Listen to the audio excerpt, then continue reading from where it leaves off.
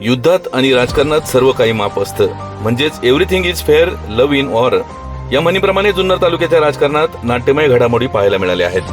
शरद सोनवणे या नावाने 3 अपक्ष उमेदवार निवडणुकीच्या रिंगणात उभे राहिले असून यामध्ये माजी आमदार शरद भीमाजी सोनवणे यांच्यासह शरद शिवाजी सोनवणे व शरद बाबासाहेब सोनवणे या 2 अपक्षांचे उमेदवारी अर्ज आज छाननीमध्ये वैध ठरले आहेत.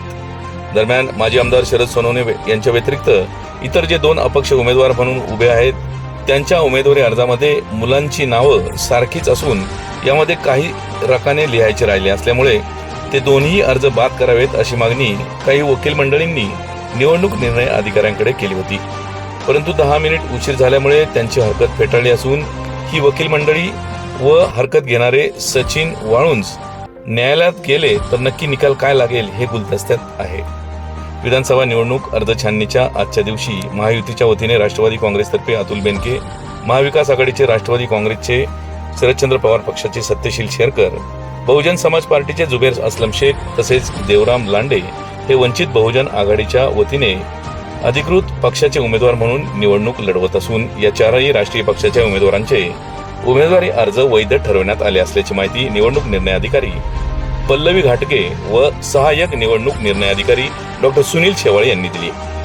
दरम्यान शरद सोनवणे या नावाने 3 उमेदवारी अर्ज अपक्ष म्हणून भरण्यात आले असून यामध्ये माजी आमदार शरद भीमाजी सोनवणे तसेच मांजरगाव तालुका निफाड जिल्हा नाशिकचे शरद शिवाजी सोनवणे व हिंगणगाव तालुका नगर जिल्हा अहिल्यानगर येथील शरद बाबासाहेब सोनवणे यांचे उमेदवारी अर्ज वैध ठरवण्यात आले आहेत.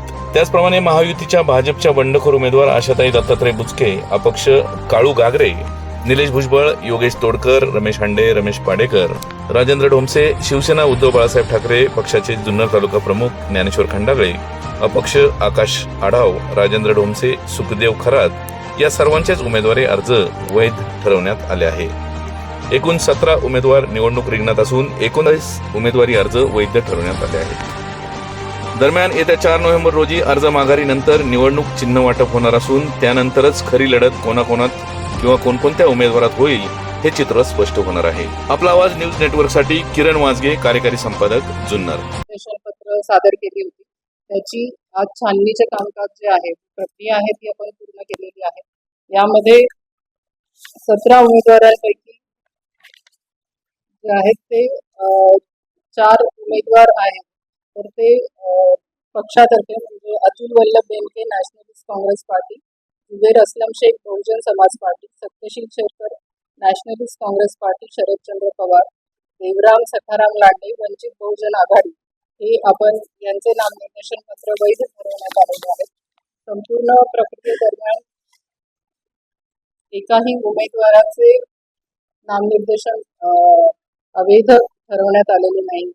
आकाश राजेंद्र आढाव यांचे अपक्ष म्हणून, आशाताई दत्तात्रय बुचके अपक्ष म्हणून, काळू चिंदा गागरे अपक्ष म्हणून, भुजबळ निलेश नामदेव अपक्ष, योगेश रामदास तोलकर अपक्ष, रमेश मुरलीधर हांडे अपक्ष, रमेश रामचंद्र पाडेकर अपक्ष, राजेंद्र उर्फ राजाराम भागूजी डोमसे अपक्ष, शरद सोनवणे अपक्ष, शरद भीमाजी सोनवणे अपक्ष, शरद शिवाजी सोनवणे अपक्ष, सुखदेव गणपत थोरात अपक्ष आणि ज्ञानेश्वर रावजी खंडागळे अपक्ष असे नामनिर्देशन पत्र वैध करण्यात आलेले आहे.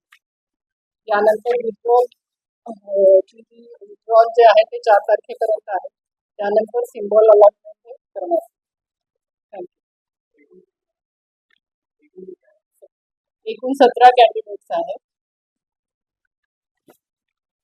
29 नॉमिनेशन फॉर्म्स होते. काही जणांनी 4 भरले, काहींनी 2 भरले, पण आपण जे आहे ते कॅन्डिडेटचे फायनल करतो. त्यामध्ये